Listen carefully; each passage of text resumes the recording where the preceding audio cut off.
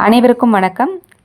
சுவையும் நலமும் அறிவோம் வலையொலிக்கு உங்கள் அனைவரையும் அன்போடு வரவேற்கிறேன். இன்றைக்கி நம்ம பார்க்க போகிறது செம்பருத்தி பூ டீ அல்லது குளிர்பானம்.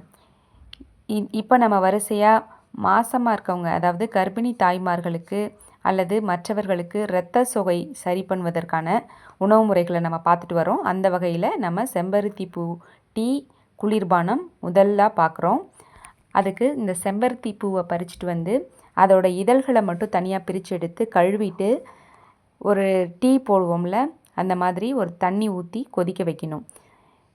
இந்த தண்ணி கொதிநிலை வந்து இந்த பூவோட கலர் மாறினதுக்கப்புறம், நிறம் மாறினதுக்கப்புறமா அதை நம்ம ஒரு பாத்திரத்தில் வடிகட்டி எடுத்துக்க போகிறோம். இந்த வடிகட்டி எடுக்கும் போதே பார்த்திங்கன்னா அது ஒரு செந்நிறமாக இருக்கும்.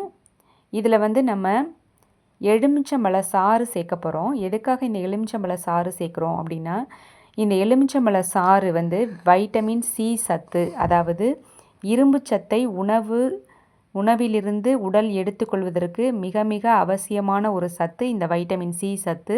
இந்த வைட்டமின் சி சத்து நமக்கு தோலுக்கு நல்லது, நோய் எதிர்ப்பு சக்திக்கு நல்லது, ரத்தம் ஊறுறதுக்கு மிக அவசியமானது. அதனால் இந்த எலுமிச்சம்பழத்தை பிழிஞ்சு அதனுடைய சாறை வடிகட்டி இந்த செம்பருத்தி பூவை காய்ச்சி வச்சிருக்கிற குடிநீரில் நம்ம சேர்க்க போகிறோம்.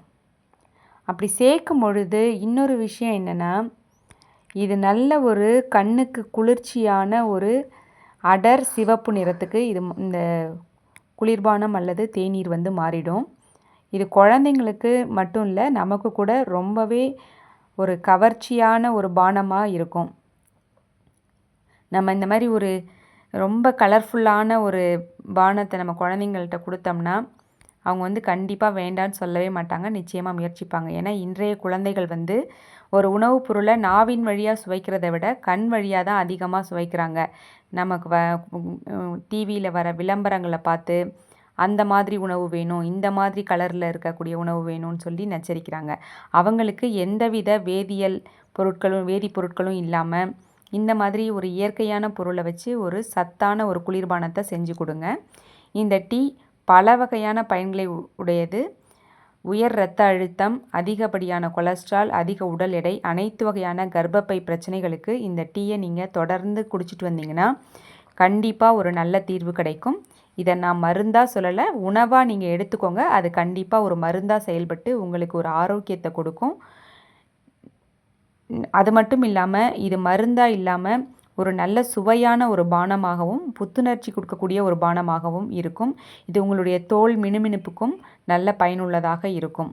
இந்த செம்பருத்தி பூ அதிகமாக நம்ம அழகுக்காகவும் பூஜைக்காகவும் மட்டுமே வீட்டில் பயன்படுத்துகிறோம். இது ஆரோக்கியத்துக்காகவும் பயன்படுத்துங்க. பயனுள்ள வீடியோவாக இது உங்களுக்கு தோணுச்சுன்னா இது உங்கள் நண்பர்களுக்கும் குடும்பத்தினருக்கும் ஷேர் பண்ணுங்கள், சப்ஸ்கிரைப் பண்ணுங்கள். சுவையும் நலமும் அறிவோம் சேனலுக்கு உங்கள் ஆதரவை கொடுங்க. நன்றி.